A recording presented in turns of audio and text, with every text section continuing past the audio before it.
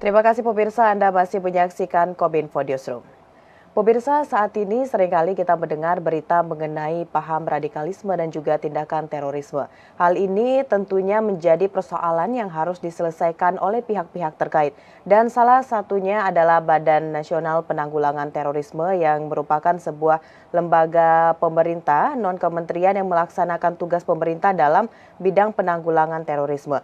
Dan tentunya dalam hal ini BNPT memiliki strategi untuk bagaimana menangkal atau mencegah paham terorisme dan juga paham radikalisme dan juga tindakan terorisme yang ada di Indonesia ini. Lalu pemirsa, kira-kira seperti apa strategi yang dimiliki oleh BNPT? Dan kita akan bahas dalam dialog Kominfo Newsroom kali ini. Sudah bergabung bersama dengan kita Kepala BNPT, ada Komjen Pol Boy Rafli Amar. Assalamualaikum Pak Boy. Waalaikumsalam. Sehat Selamat Pak? pagi, Mbak Mona. Alhamdulillah sehat. Sehat. Baik, Pak Boy, ini kita membicarakan mengenai hal yang terus saja terdengar saat ini kasusnya atau beritanya di Indonesia adalah paham radikalisme dan juga tindakan terorisme. Tapi sebelum kita membicarakan kira-kira BNPT ini memiliki strategi apa untuk mencegah paham tersebut, Pak Boy bisa disampaikan dulu kepada pemirsa GPR TV saat ini bagaimana perkembangan dari paham radikalisme dan juga tindakan terorisme yang ada di Indonesia ini, Pak. Ya, terima kasih. Jadi BNPT pernah merilis Grand Strategi BNPT, yaitu dengan konsep pentahelix dalam penanggulangan terorisme dari hulu ke hilir. Dalam hal ini pentahelix dimaksud adalah pelibatan multi pihak. Jadi multi pihak di sini adalah unsur pemerintah, akademisi, masyarakat, dunia usaha, dan media. Nah, ini penting.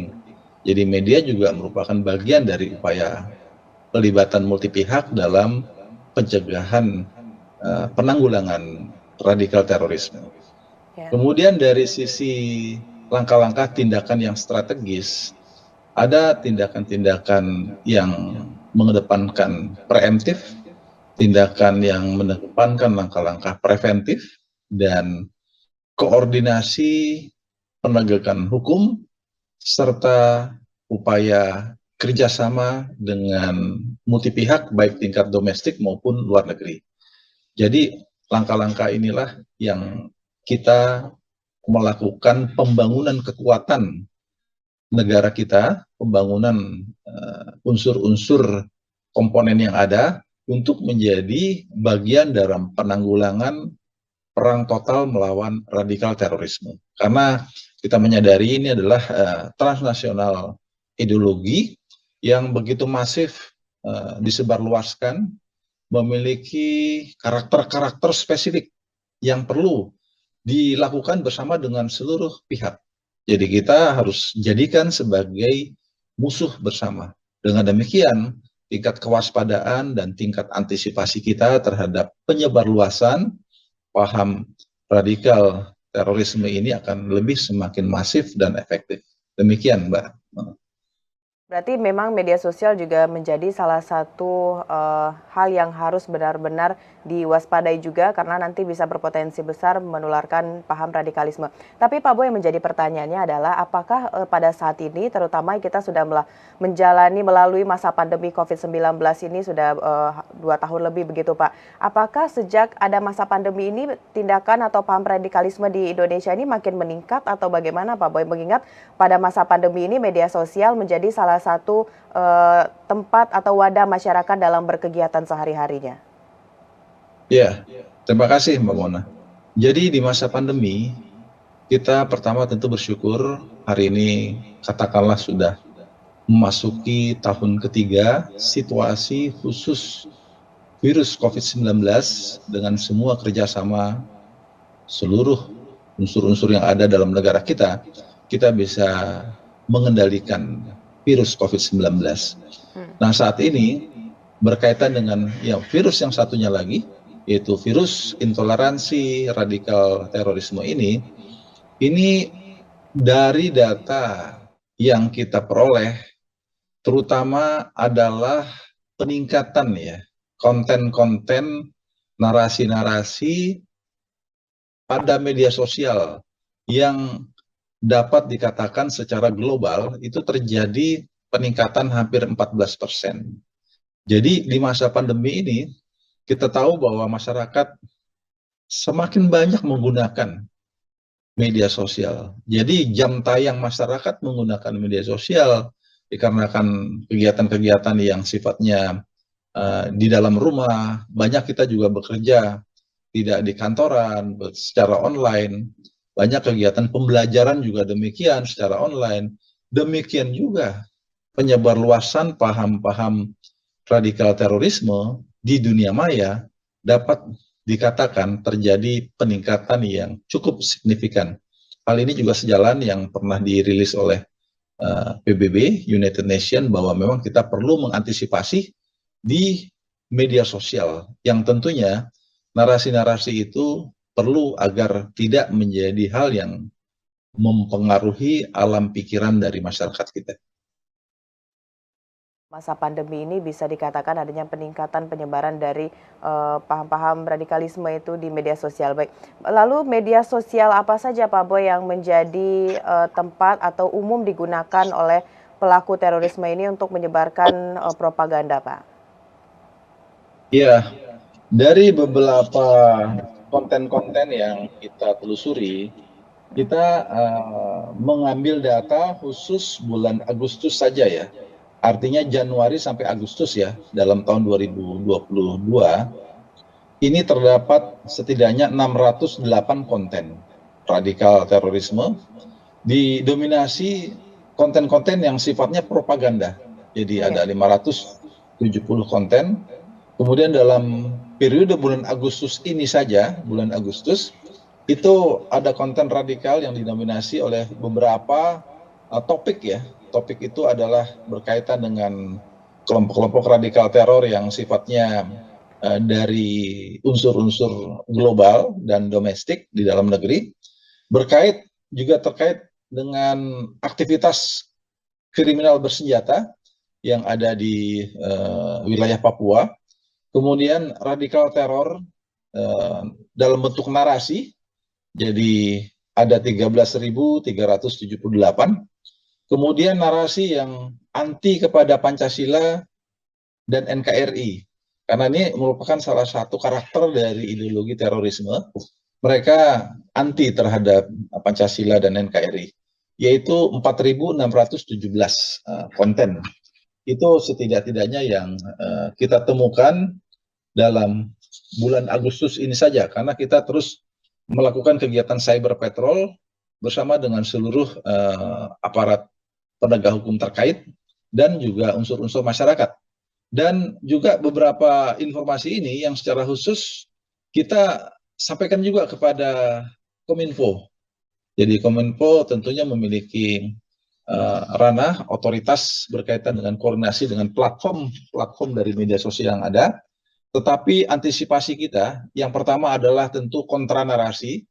Jadi kontra narasi produknya ini kita terus lakukan dengan melibatkan unsur-unsur dalam masyarakat seperti kelompok-kelompok duta damai yang kita bangun di 15 provinsi, kemudian juga tentunya melalui media-media sosial, platform media sosial yang ada, kita terus membangun keikutsertaan publik di dalam rangka melahirkan konten-konten yang nuansanya adalah penghormatan terhadap kebinekaan bangsa kita, semangat untuk terus bertoleransi di dalam keberagaman bangsa kita. Inilah cara kita untuk salah satunya untuk melawan konten-konten radikal terorisme yang marak pada media sosial. Kemudian berikutnya adalah berkaitan dengan penegakan hukum. Jadi memang jika ada hal-hal yang mengarah kepada pelanggaran hukum, terutama adalah tentu berkaitan dengan Undang-Undang Informasi Transaksi Elektronik, sebagaimana yang diatur di dalam undang-undang kita 19/2016, tentu kita koordinasikan dengan aparat penegak hukum, dengan penyidik, untuk bisa ditindaklanjuti sebagai sebuah bagian dari kejahatan cyber. Kemudian kalau kita lihat platform yang dominan itu adalah seperti WhatsApp Group, ya ada 152 kontak WhatsApp Group yang kita pantau, demikian juga Facebook ada 128 akun, kemudian Telegram ada 110 channel, grup, Twitter ada 77 akun, Instagram ada 32, YouTube 23, dan Rocket Chat ada 1 akun. Nah, ini adalah tentunya bagian yang kita kerjasamakan juga dengan jajaran Kominfo. Karena tentu jajaran Kominfo lah yang tentunya memiliki akses yang lebih baik selaku otoritas dari negara dalam rangka berkoordinasi dengan unsur platform. Walaupun kita juga menjalin hubungan secara personal ataupun bisnis to bisnis terhadap mereka, namun demikian layaknya selama ini kita mengkoordinasikannya, menginformasikannya dengan Kementerian Kominfo sehingga bisa diharapkan lebih efektif dalam komunikasi dengan unsur-unsur dari platform yang menyediakan atau menyelenggarakan kegiatan-kegiatan di media sosial. Demikian, Mbak Mona. Sejauh ini dari BNPT terus memantau berbagai akun yang berpotensi untuk menyebarkan paham radikalisme dan BNPT juga telah melakukan kolaborasi dengan pihak-pihak lainnya untuk menekan penyebarluasan dari paham radikalisme. Tadi Pak Boy juga menyampaikan adanya Duta Damai. Nah itu biasa kalau Duta Damai ini adalah generasi muda begitu Pak ya untuk bisa membantu masyarakat juga menekan dari paham radikalisme ini. Namun sekarang Pak Boy kalau kita lihat di perguruan tinggi ini juga ada cikal bakal dari pemahaman radikalisme ini. Sebenarnya hal apa yang menyebabkan perguruan tinggi ini menjadi sasaran juga paham radikalisme Pak Boy, dan apa strategi dari BNPT untuk menekan hal ini terjadi lebih meluas lagi? Ya, kami terus mensosialisasikan karakter ideologi terorisme. Jadi ideologi terorisme ini memiliki karakter spesifik ya. Jadi pertama itu dia anti kepada NKRI, anti terhadap ideologi negara kita. Kemudian dia bersifat transnasional. Jadi ini adalah nilai-nilai yang memang mengandung unsur kekerasan yang diimpor dari luar. Kemudian dia juga senantiasa umumnya berpikir intoleran. Jadi karakternya dia berpikir intoleran dan kemudian juga acap kali menggunakan narasi-narasi agama. Nah ini yang perlu kita waspadai, kita sampaikan kepada masyarakat. Yang berikutnya adalah mereka juga anti terhadap nilai-nilai kemanusiaan. Karena mereka menghalalkan segala cara, termasuk membunuh, termasuk merampas harta benda milik orang lain untuk perjuangan mereka.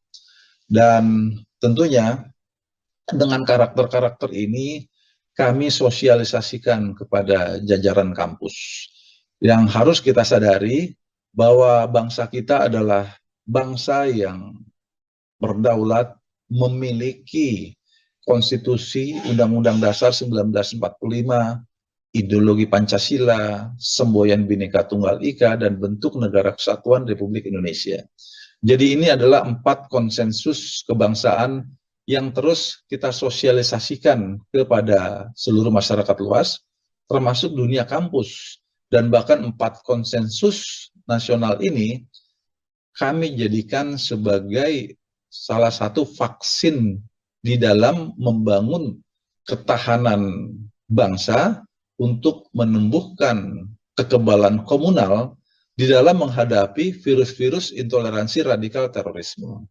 Yang kedua, kita senantiasa mensosialisasikan atau menganjurkan kita bersama-sama berkolaborasi melakukan penguatan terhadap nilai-nilai ideologi bangsa kita, yaitu ideologi Pancasila, di mana ini adalah sebuah sistem nilai yang sudah disepakati oleh founding fathers kita menjadi acuan falsafah kehidupan dalam berbangsa dan bernegara.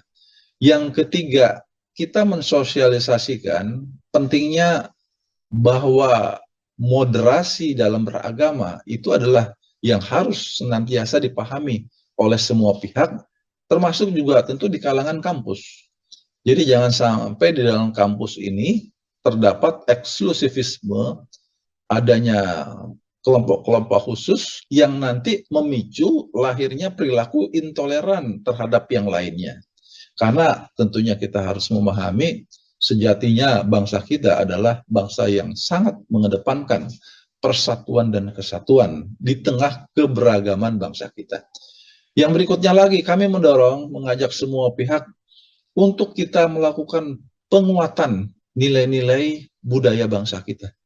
Jadi kita harus yakin bahwa bangsa kita memiliki akar budaya yang luar biasa, memiliki keberagaman dari Sabang sampai Merauke, dari Miangas sampai Rote, itu adalah merupakan jati diri, identitas dari bangsa Indonesia. Oleh karena itu, dengan kita terus melakukan penguatan terhadap nilai-nilai budaya bangsa, dapat diyakini sebagai salah satu jalan untuk mempersempit menyebar luasnya paham radikal terorisme yang memang sengaja disebarluaskan oleh pihak-pihak tertentu untuk mempengaruhi alam pikiran generasi muda Indonesia agar membenci bangsanya sendiri. Nah, ini kita harus waspada. Kalau dulu para pahlawan kusuma bangsa kita adalah berkorban jiwa dan raga mengajak kita untuk berjihad melawan kolonialisme, melawan penjajahan, melawan agresi militer tentara asing.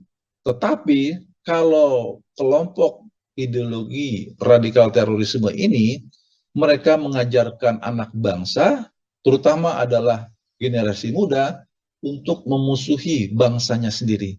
Kita harus waspada, jangan sampai dimanfaatkan oleh pihak-pihak yang tidak bertanggung jawab, apalagi mereka terafiliasi dengan jaringan internasional yang nyata-nyata pasti bukan itu identitas bangsa kita. Kira-kira demikian, Mbak Mona.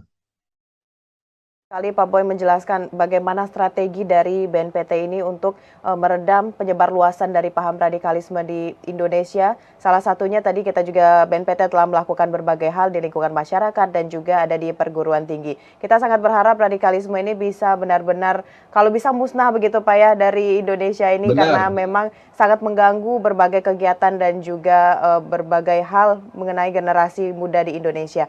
Baik, Pak Boy, terima kasih banyak atas informasinya mengenai bagaimana BNPT ini memiliki strategi agar paham radikalisme ini dan juga tindakan terorisme dapat diredam di Indonesia saat ini.